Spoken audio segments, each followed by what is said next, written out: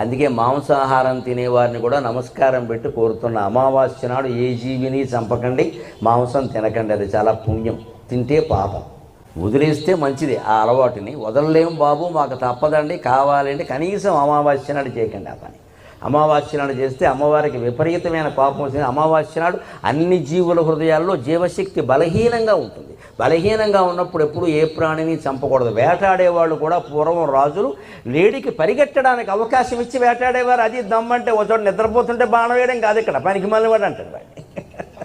వేటకి నిబంధనలు ఉన్నాయి. నిద్రపోతుంటే బాణం వేయకూడదు, లేడి నీళ్లు తాగుతుంటే బాణం వేయకూడదు, అన్నం తింటుంటే బాణం వేయకూడదు, మరో ఆడలేడితో కలిసి ఉంటే బాణం వేయకూడదు. పాండురాజుకి అందుకే శాపం వచ్చింది. వేటకి నిబంధనలు ఉన్నాయండి. ఆ 2 లేళ్ళు ఆనందంగా ఉన్నాయి. ఆ సమయంలో బాణం వేయకును, వాగో, ఓ పావుగంట ఆగు, తర్వాత బయటకు వస్తారు, అప్పుడు చంపుకో కావాలండి. ఆ ఆనందంలో ఉండగా వేయకూడదు. వాల్మీకి రామాయణం అలాగే పుట్టింది కదా.